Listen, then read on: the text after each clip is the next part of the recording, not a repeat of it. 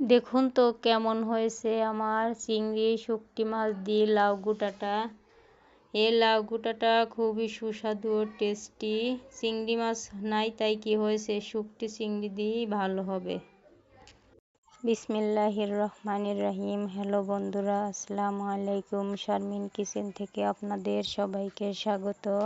আপনাদের মাঝে আমি এখন আর একটা নতুন রেসিপি নিয়ে হাজির হয়েছি। রেসিপিটি হলো শুঁটকি চিংড়ি মাছ দিয়ে লাউ গোটা রেসিপি। এখানে একটা লাউ কেটে নিয়েছি, মরিচ দিয়ে দিয়েছি, কয়েক কোয়া রসুন দিয়ে দিয়েছি, পেঁয়াজ দিয়ে দিয়েছি, হলুদ দিয়ে, লবণ দিয়ে, একটু পানি দিয়ে সুন্দর করে আউজা নিব বা সেদ্ধ করে নেব। একটা ঢাকনা দিয়ে ঢেকে দিলাম। কিছুক্ষণ পর পর নেড়ে চেড়ে দিয়ে আউজা নেব। দেখুন এভাবে করে আউজায়ে আবারও ঢাকনা দিয়ে ঢেকে দেব। আমরা অনেকেই লাউ গোটা করি, কিন্তু এই শুঁটকি চিংড়ি মাছ দিয়ে লাউ গোটা আমরা অনেকেই করি কিনা জানি না, এর জন্য আপনাদের মাঝে শেয়ার করলাম। আপনারা অবশ্যই এই রেসিপিটা বানিয়ে খাবেন। টাটকা চিংড়ি নাই তাই কি হয়েছে, শুঁটকি চিংড়ি দিয়েও এভাবে লাউ গোটা করে খাওয়া যায়।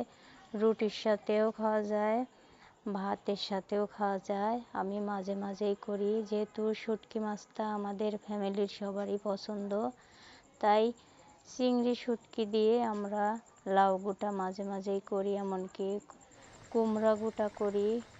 এখানে আউজানি হয়ে গেছে, সেদ্ধ হয়ে গেছে, জল দিয়ে দিয়ে নামিয়ে নিয়েছি।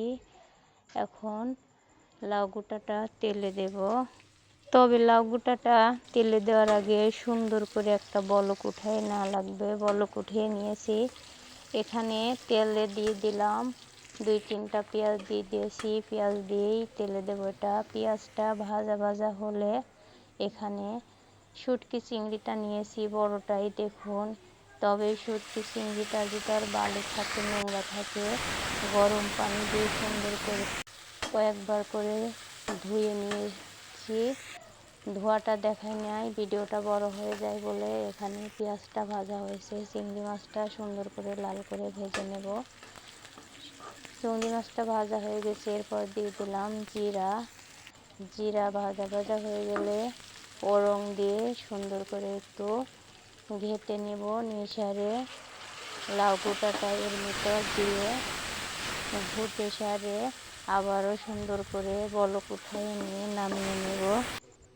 তবে ভাই বোনদের বলি, আমার ভিডিওটা যদি ভালো লাগে ফুল ওয়াচ করবেন, টেনে টেনে দেখবেন না, এবং লাইক কমেন্ট শেয়ার করবেন। আর যারা এখনও সাবস্ক্রাইব করেন নাই, সাবস্ক্রাইব করে পাশে থাকবেন প্লিজ। আর একটা কথা বলি, আমরা যারা মধ্যবিত্ত আছি তাদের তাজা চিংড়ি কিনে খাওয়া খুবই কঠিন হয়ে যায়, কিনা সম্ভব হয় না। এভাবে করে এই চিংড়িটি যদি আপনারা এভাবে রেসিপি বানিয়ে খান, খুবই মজার হবে। সেই জন্য বলছি, এই চিংড়ি দিয়ে আপনারা এভাবে লাউ গোটা, কুমড়ো গোটা, অন্য রেসিপিও করে খেতে পারেন। বাঁধাকপি গোটা সবই খাওয়া যায়।